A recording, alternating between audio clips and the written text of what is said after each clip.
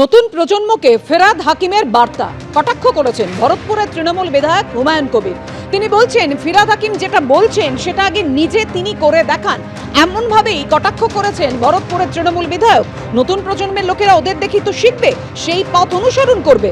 আমরা দেখতে পাই না যে ফিরাদ হাকিম আমাদের ট্রেনিং করান বা সাজেশন দেন। ফিরাদ হাকিমকে পাল্টা আক্রমণ ভরতপুরের তৃণমূল বিধায়ক হুমায়ুন কবিরের। ফিরাদ হাকিম বলেছিলেন তৃণমূল কংগ্রেসের প্রতিষ্ঠা দিবসে যে আজকের প্রজন্মকে জানতে হবে তৃণমূল কংগ্রেস মানে শুধু ক্ষমতায় এসে থাকা নয়। পুলিশ স্যালুট দিচ্ছে, গাড়ি নিয়ে মন্ত্রী ঘুরছে, এটা তৃণমূল কংগ্রেস নয়। তৃণমূল কংগ্রেস মানে হাজার হাজার কর্মীর আত্মত্যাগ।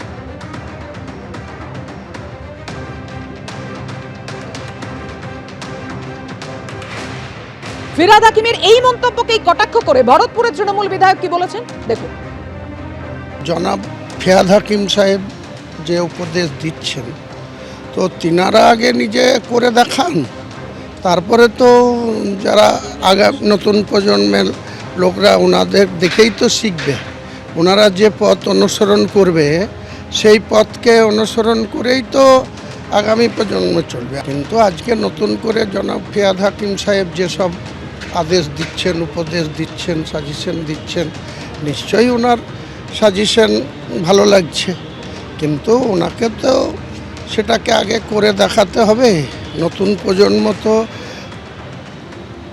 সিনিয়র লিডারদের দেখে না, হ্যাঁ সেটা উনি ভালো বলতে পারবেন যে উনি করেন কি করেন না, কারণ আমরা দেখতে পাই না যে সেইভাবে জনাব ফিরাদ হাকিম সাহেব আমাদের নিয়ে যে ট্রেনিং করানো বা কোনো সাজেশন দেওয়া বা কোনো সেমিনার করা।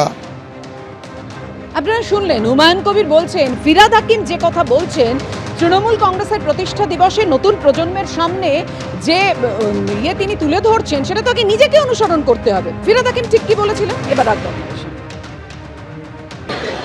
আজকে জেনারেশনকে জানতে হবে তৃণমূল কংগ্রেস মানে শুধু পাওয়ারে এলাম, পাওয়ারে থাকলাম, পুলিশ স্যালুট দিচ্ছে, গাড়ি নিয়ে মন্ত্রীরা ঘুরছে, যারা পদাধিকারী তাদের পেছনেও মানুষ সাহায্যের জন্য ঘুরে বেড়াচ্ছে।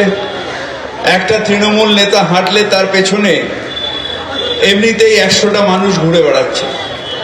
তৃণমূল কংগ্রেস মানে তা নয়। তৃণমূল কংগ্রেস মানে হাজার হাজার তৃণমূল কংগ্রেস কর্মীর আত্মত্যাগ।